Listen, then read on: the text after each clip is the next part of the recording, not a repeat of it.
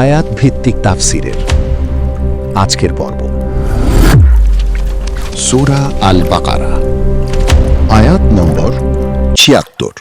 أعوذ بالله من الشيطان الرجيم بسم الله الرحمن الرحيم দয়াময় পরম দয়ালু আল্লাহর নামে শুরু করছি।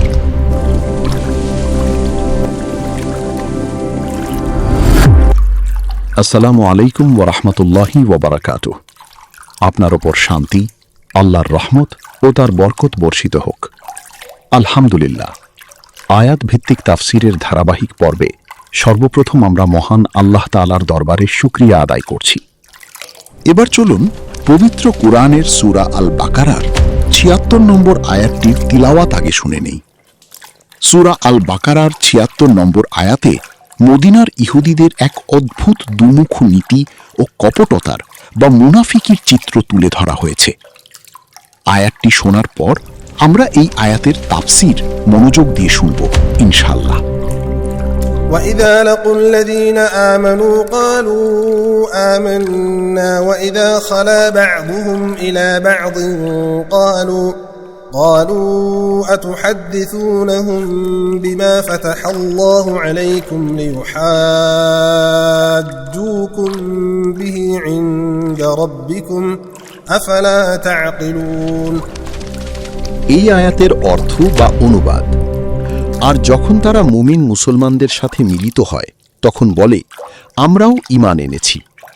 আর যখন তারা নিজেদের মধ্যে একা একা একে অপরের সাথে মিলিত হয় তখন বলে আল্লাহ তোমাদের কাছে যা উন্মুক্ত বা প্রকাশ করে দিয়েছেন তোমরা কি তা মুসলমানদের কাছে বলে দিচ্ছ, যাতে তারা এর মাধ্যমে তোমাদের রবের সামনে তোমাদের বিরুদ্ধে প্রমাণ খাড়া করতে পারে?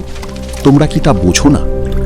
এখন আমরা সূরা আল বাকারা আয়াত নম্বর ৭৬-এর তাফসির গভীরভাবে বুঝি। সূরা আল বাকারার ৭৬ নম্বর আয়াতে মদিনার ইহুদিদের এক অদ্ভুত দুমুখ নীতি ও কপটতার বা মুনাফিকির চিত্র তুলে ধরা হয়েছে। তারা মুসলমানদের সামনে এক রূপ দেখাত আর নিজেদের দলের লোকদের কাছে গিয়ে অন্য রূপ ধারণ করত। এবার বিস্তারিত শোনা যাক। মদিনার ইহুদিদের মধ্যে একদল লোক ছিল মুনাফিক বা কপট। তারা মুসলমানদের সাথে দ্বিমুখী আচরণ করত, যেমন মুসলমানদের সামনে এক রূপ।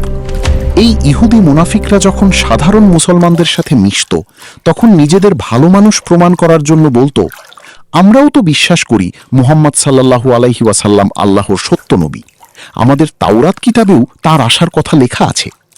এভাবে তারা মুসলমানদের সহানুভূতি পাওয়ার চেষ্টা করত, নিজেদের মধ্যে অন্য রূপ ও গোপন বৈঠক। কিন্তু এই সাধারণ ইহুদিরা যখন তাদের নিজেদের বড় বড় পণ্ডিত ও নেতাদের কাছে ফিরে যেত তখন নেতারা তাদের উপর প্রচণ্ড রেগে যেত। নেতারা তাদের ধমক দিয়ে বলতো তোমরা এত বোকা কেন? আমাদের তাওরাত কিতাবে শেষ নবী হযরত মুহাম্মদ সাল্লাল্লাহু আলাইহি ওয়াসাল্লামের যে সমস্ত গুণ ও লক্ষণের কথা আল্লাহ লিখে রেখেছেন সেগুলো তোমরা মুসলমানদের কাছে কেন ফাঁস করে দিচ্ছ? বিচারের দিনে হেরে যাওয়ার ভয়। ইহুদি নেতারা ভাবত তারা যদি তাওরাতের এই সত্যগুলো মুসলমানদের কাছে স্বীকার করে নেয় তবে মুসলমানরা কিয়ামতের দিন আল্লাহর দরবারে ইহুদিদের বিরুদ্ধেই প্রমাণ হিসেবে তা পেশ করবে।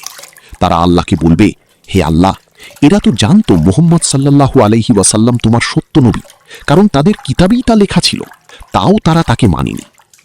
ইহুদিরা এতটাই অজ্ঞ ছিল যে তারা মনে করত মুসলমানদের কাছে সত্য লুকিয়ে রাখলে বোধহয় আল্লাহর কাছেও তা গোপন থাকবে। এই আয়াতের মূল শিক্ষা হল, এই আয়াতটি থেকে আমরা দুটি বড় শিক্ষা পাই। এক, দুমুখ নীতি বা মুনাফিকি বর্জন। মানুষের সামনে এক কথা বলা আর পেছনে অন্য রূপ ধারণ করা ইসলামের দৃষ্টিতে জঘন্য অপরাধ। মুমিনের ভেতর এবং বাহির সবসময় এক ও পরিষ্কার হতে হবে। দুই, আল্লাহর জ্ঞান অসীম। ইহুদিরা ভেবেছিল মানুষের কাছে সত্য লুকালে আল্লাহর কাছেও তা লুকিয়ে থাকবে। এটি তাদের মস্ত বড় বোকামি।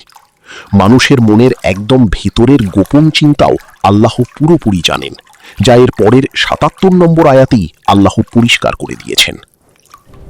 আয়াত নম্বর ৭৪ থেকে ৭৬ পর্যন্ত এই কয়েকটি আয়াতের চিত্র যদি আমরা দেখি তাহলে দেখতে পাই আয়াত নম্বর ৭৪-এ আল্লাহ বনি ইসরাইলের হৃদয়ের কঠোরতার কথা বলেছেন। আয়াত নম্বর ৭৫ বলা হয়েছে যে তাদের একদল আল্লাহর বাণী বুঝেও তা বিকৃত করত। এখন আয়াত নম্বর ৭৬ সেই বিকৃত মানসিকতার আরেকটি দিক তুলে ধরা হয়েছে। তারা প্রকাশ্যে মুসলমানদের সামনে নমনীয় আচরণ করলেও নিজেদের মধ্যে গোপনে সত্য লুকিয়ে রাখার পরিকল্পনা করত এবং অন্যদেরও তা করতে উৎসাহিত করত। এই আয়াতের গুরুত্বপূর্ণ শিক্ষা হল, দ্বিমুখী আচরণ একজন মুমিনের বৈশিষ্ট্য নয়। সত্য জানার পর তা গোপন করা বড় অন্যায়। মানুষের সামনে একরকম এবং আড়ালে আরেক রকম হওয়া ঈমানের দুর্বলতার লক্ষণ। স্বার্থের কারণে সত্য অস্বীকার করা মানুষকে পথভ্রষ্ট করে এবং আল্লাহ মানুষের প্রকাশ্য ও গোপন উভয় অবস্থাই জানেন। এই আয়াত আমাদের শেখায় যে সত্যকে গ্রহণ করা যেমন গুরুত্বপূর্ণ, তেমনি সত্যের ব্যাপারে সৎ ও আন্তরিক থাকাও জরুরি। আমাদের জীবনে এমন যেন না হয় যে মানুষের সামনে আমরা দ্বীনের কথা বলি, কিন্তু ব্যক্তিগত স্বার্থের ক্ষেত্রে সেই সত্যকে গোপন করি বা এড়িয়ে চলি। এই আয়াত থেকে আমরা নোটে রাখতে পারি, এই আয়াতে যে লোকদের কথা বলা হয়েছে তারা পুরো ইহুদি জাতি নয়, বরং তাদের একটি বিশেষ গোষ্ঠী যারা সত্য জানত কিন্তু নিজেদের মর্যাদা, নেতৃত্ব বা স্বার্থ হারানোর ভয়ে তা গোপন করত।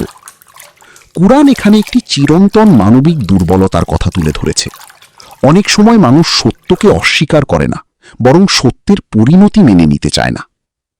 এখন আসুন এই আয়াতের সাথে মিলিয়ে নিজেকে একবার প্রশ্ন করি, আমি কি মানুষের সামনে একরকম এবং একান্তে আর এক রকম আচরণ করি? আমি কি কোনো সত্য জানার পরও ব্যক্তিগত স্বার্থের কারণে তা গোপন করি? আমার কথাবার্তা ও কাজের মধ্যে কি সামঞ্জস্য আছে? আল্লাহ দেখছেন, এই অনুভূতি কি আমার সিদ্ধান্তগুলোকে প্রভাবিত করে? একটি হৃদয়স্পর্শী ভাবনা হল, সত্যের সবচেয়ে বড় শত্রু অনেক সময় অজ্ঞতা নয়, বরং স্বার্থ। যখন মানুষ বুঝতে পারে যে সত্য গ্রহণ করলে তার মর্যাদা, ক্ষমতা বা সুবিধা কমে যেতে পারে, তখন সে সত্যকে লুকানোর চেষ্টা করে। কিন্তু মানুষের কাছ থেকে সত্য লুকানো সম্ভব হলেও আল্লাহর কাছ থেকে কিছুই গোপন থাকে না। আল্লাহ তাআলা আমাদেরকে সত্যকে চেনার পর তা আন্তরিকভাবে গ্রহণ করার, প্রকাশ্য ও গোপন জীবনে একই রকম সৎ থাকার এবং কখনো স্বার্থের কারণে সত্য গোপন না করার তৌফিক দান করুন। আমিন। সম্মানিত ভাই বোন ও বন্ধুগণ, এই তাফসির থেকে আমরা কি শিখলাম? কমেন্ট করে আপনার মতামত আমাদের জানাতে ভুলবেন না। সূরা আল বাকারার ৭৭ নম্বর আয়াতের তাফসির শোনার আমন্ত্রণ জানিয়ে ৭৬ নম্বর আয়াতের তাফসির এখানেই শেষ করছি। কুরআনের প্রতিটি আয়াতের তাফসির জানতে আমাদের পূর্ববর্তী ধারাবাহিক পর্বগুলো দেখুন এবং পরবর্তী পর্বগুলোর সাথেও যুক্ত থেকে নিয়মিত আয়াত ভিত্তিক তাফসিরের সঙ্গেই থাকুন। মহান আল্লাহ তাআলা যেন আমাদের সবাইকে কুরআন বুঝে পড়া, তা থেকে শিক্ষা গ্রহণ করা এবং জীবনে বাস্তবায়নের তৌফিক দান করেন। আমিন। আমাদের পরবর্তী তাফসির সূরা আল বাকারা, আয়াত নম্বর ৭৭।